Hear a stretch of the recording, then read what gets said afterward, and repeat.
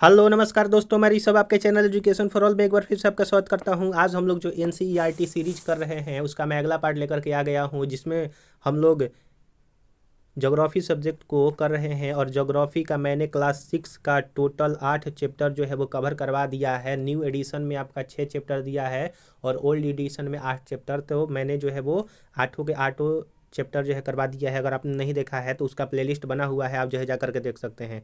आज से हम लोग जो है वो क्लास 7 का चैप्टर नंबर 1 से 3 तक इस वीडियो में हम लोग करेंगे। अगर आप किसी भी एग्ज़ाम की तैयारी कर रहे हैं तो उसके लिए ये बेनिफिशियल रहेगा, क्योंकि एनसीईआरटी पर आधारित ही हर एग्ज़ाम जो है वो क्वेश्चन बनाते हैं। तो आप जो है इसको अच्छी तरह से देखिएगा। अगर आपको ये वीडियो पसंद आए तो वीडियो को लाइक कीजिएगा, अपने दोस्तों में शेयर कीजिएगा, और अभी तक चैनल को सब्सक्राइब नहीं किए हैं तो चैनल को सब्सक्राइब भी कर दिया कीजिएगा। अगर आप एलपी टेक्नीशियन का फॉर्म फिल किए हैं तो उसके लिए मैं साइंस का वन लाइनर फॉर्म में 2018 का पूछे गए जितने भी प्रश्न है सारे के सारे करवा रहा हूँ। अगर आप देखना चाहते हैं तो उसका भी प्लेलिस्ट बना हुआ है। अगर आप किसी और सब्जेक्ट को पढ़ना चाहते हैं तो आप प्लेलिस्ट में विजिट कीजिए, आपको हर सब्जेक्ट का प्लेलिस्ट मिल जाएगा। तो चलिए हम लोग जो है वो शुरुआत करते हैं। फिर हमको जो है एमसीक्यू करना है। तो पहला क्वेश्चन है कि इनमें से कौन सा प्राकृतिक परितंत्र है, और यह पहला लेसन का नाम है आपका पर्यावरण से संबंधित ये क्वेश्चन आंसर रहेगा।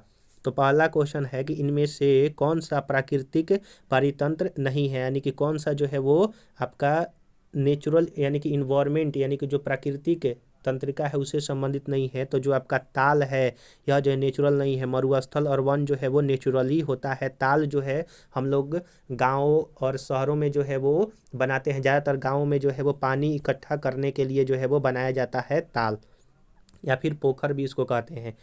दूसरा नंबर क्वेश्चन है कि इनमें से कौन सा मानव पर्यावरण का घटक नहीं है, यानी कि इनमें से कौन सा है जो कि मानव पर्यावरण का घटक नहीं है। तो जो आपका स्थल है यह मानव पर्यावरण का घटक नहीं है। समुदाय और धर्म जो है वो मानव से निर्मित होते हैं, यानी कि मानव उनको बनाते हैं। तीसरा है कि इनमें से कौन सा मानव निर्मित पर्यावरण है, यानी कि पहाड़, समुद्र और सड़क में कौन सा है जो कि मानव ने बनाया है। तो सड़क जो है वो मानव निर्मित है और पहाड़ और समुद्र जो है वो प्राकृतिक निर्मित है। अगला क्वेश्चन है घ नंबर कि इनमें से कौन सा पर्यावरण के लिए खतरा है। तो पादप में वृद्धि यानी कि प्लांट में वृद्धि होगा तो क्या वो पर्यावरण के लिए खतरा होगा। जनसंख्या में वृद्धि होगा तो क्या वो खतरा होगा पर्यावरण के लिए, या फिर फसल में वृद्धि होगा तब खतरा होगा। तो ऑप्शन नंबर बी यानी कि जनसंख्या में वृद्धि होगा तो पर्यावरण के लिए बहुत ज़्यादा खतरा होगा, क्योंकि जनसंख्या बढ़ेगा तो लोग अगर घर वगैरह बनाएंगे तो उसके लिए पेड़ पौधे का कटाई होगा, जिसके कारण जो है वो पॉल्यूशन बहुत ज़्यादा बढ़ेगा। तो ऑप्शन नंबर बी। तो आशा करूँगा कि आपको चारों एमसीक्यू जो है वो समझ में आया होगा। अगला है आपका कि इसमें जो है वो मिलान करना है।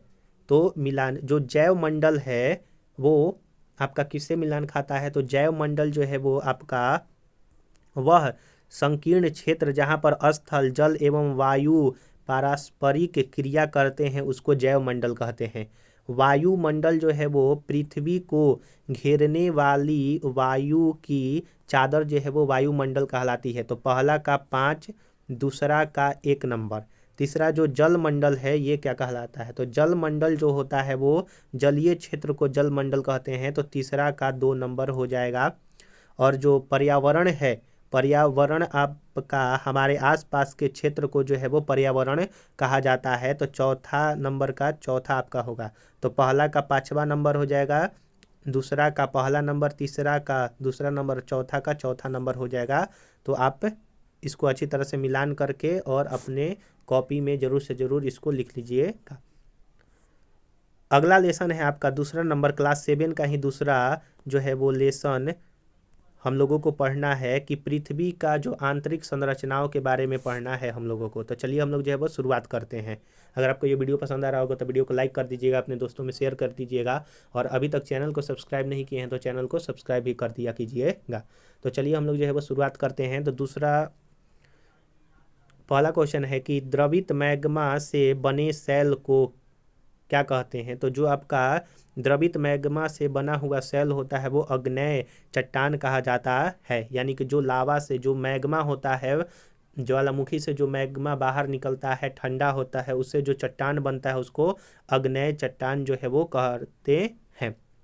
अवसादी चट्टान जो कि अवसाद से यानी कि सेडिमेंट से जम करके जो बनता है उसको अवसादी चट्टान कहते हैं। और कायांतरिक जो कि रूपांतरित होकर के परिवर्तन, जब अग्नेय और अवसादी चट्टानों में परिवर्तन होता है तब कायांतरिक चट्टान जो है वो बनते हैं। अगर आप जो है वो चट्टानों के बारे में पढ़ना चाहते हैं तो मैं एक लूसेंट रिवीजन सीरीज स्टार्ट किया हूँ, जिसमें मैं अभी ज्योग्राफी का वर्ल्ड ज्योग्राफी करवा रहा हूँ। उसमें मैंने जो है वो इन टॉपिकों को जो है अच्छी तरह से समझाया है, उस पर क्वेश्चन करवाया है, आप जो है उसको जा कर के देख सकते हैं।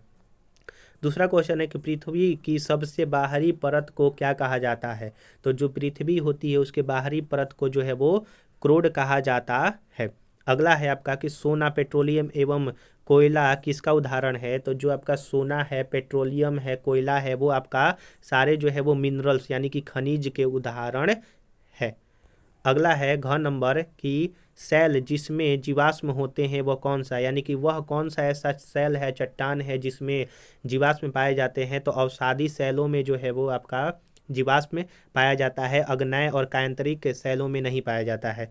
पृथ्वी की सबसे पतली परत है। तो जो आपका पृथ्वी का सबसे पतली परत है वो आपका परपट्टी है, यानी कि जो ऊपर वाला भाग है, सबसे ऊपर वाला भाग जो है वो परपट्टी कहलाता है, जिसको क्रस्ट कहते हैं, वो पतला है। फिर उसके बाद मेंटल आता है, फिर उसके बाद जो है वो क्रोड या फिर कोर आता है। तो आशा करूँगा कि आपको ये सारी चीज़ समझ में आया होगा।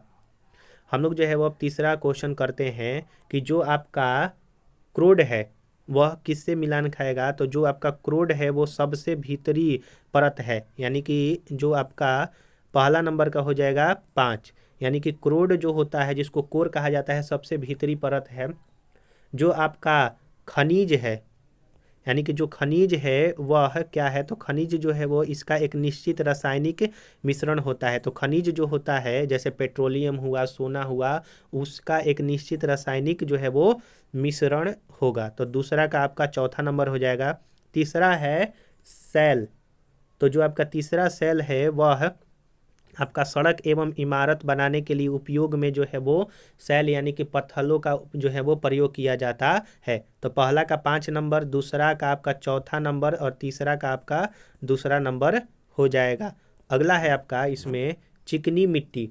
तो जो आपका चिकनी मिट्टी है वो आपका स्लेट में बदलता है। तो चिकनी मिट्टी जो है वो स्लेट में बदल जाएगा।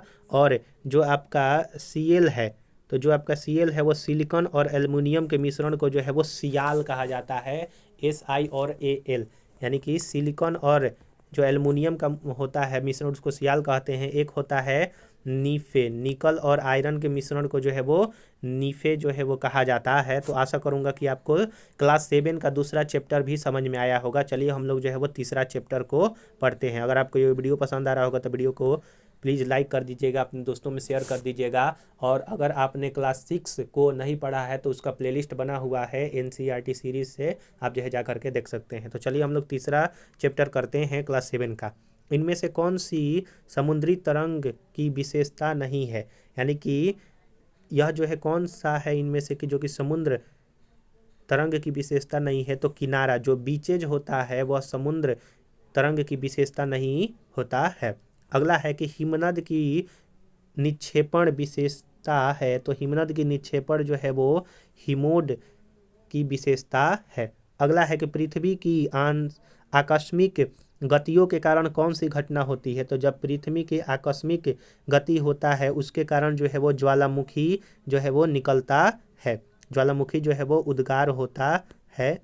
और जब ज्वालामुखी लिक्विड में होता है उसको मैग्मा कहते हैं, और जब बाहर आकर के ठंडा हो जाता है उसको लावा कहते हैं। और वहीं लावा या फिर मैग्मा जो है वो अग्नेय चट्टान बनता है, हम लोगों ने पिछले वाला चैप्टर में पढ़ा। अगला है कि छत्रक सेल पाई जाती है। तो जो छत्रक सेल है वो आपका रेगिस्तानों में जो है वो पाई जाती है। हिमनद जो है वो पहाड़ों पर पाया जाता है। अगला है कि चाप झील यहाँ पाई जाती है। तो जो आपका चाप झील होती है वो नदी घाटी में पाया जाता है। और यह चैप्टर हमारी बदलती पृथ्वी हम लोग जो है वो पढ़ रहे हैं, क्लास 7 का चैप्टर नंबर 3। अगला जो है वो हम लोगों को इसमें मिलान करना है सूची 1 को सूची 2 से।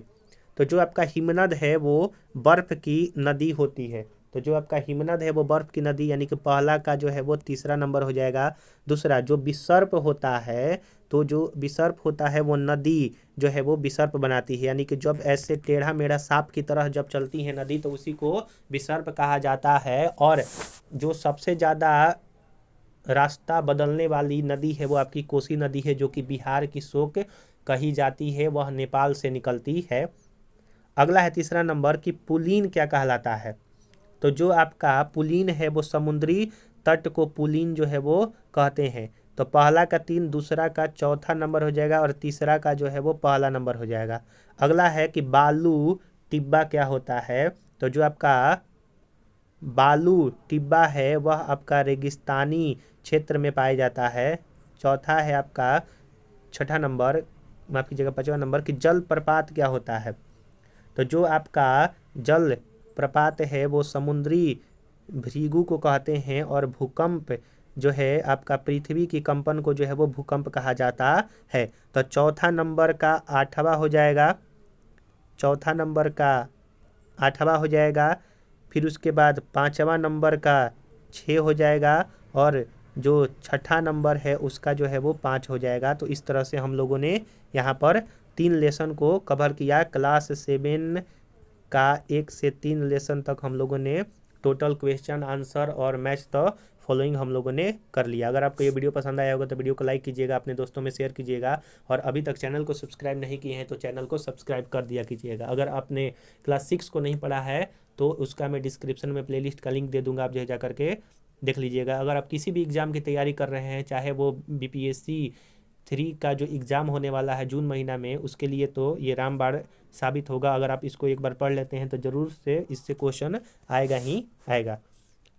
तो चलिए हम लोग जो है अगले वीडियो मिलेंगे, तब तक के लिए नमस्कार।